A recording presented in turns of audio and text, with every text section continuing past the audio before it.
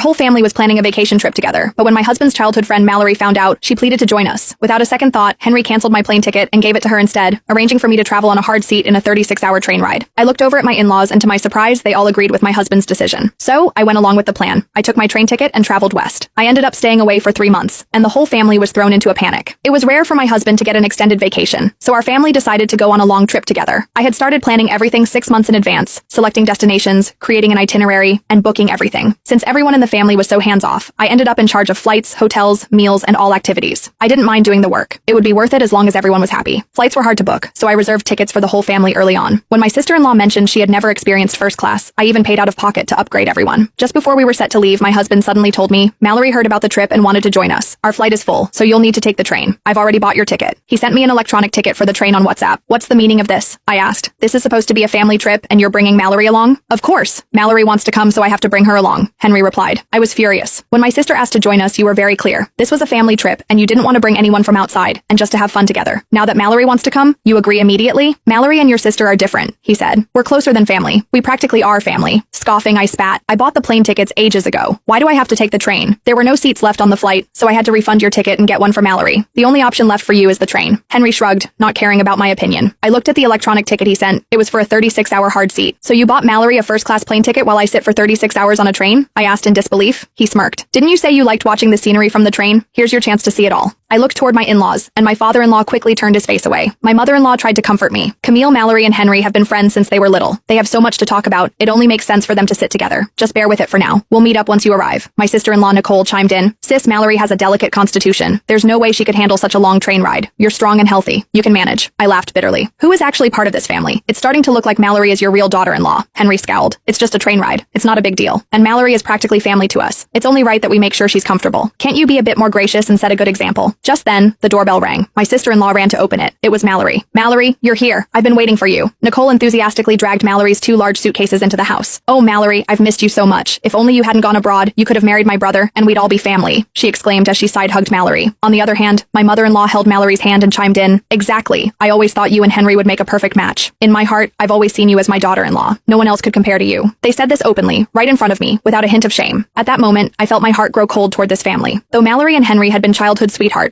when the Baker family fell on hard times, she left the country without hesitation. It was me who helped the Baker family repay $500,000 debt, and out of gratitude, Henry married me. I had given so much to this family. My parents-in-law weren't in great health, and I'd been caring for Nicole since she was 10, handling everything from cooking and laundry to picking her up from school, helping with her homework, and attending her parent-teacher meetings. Now she was 15, and I had essentially raised her for 5 years. Though I was only her sister-in-law, I felt more like her mother.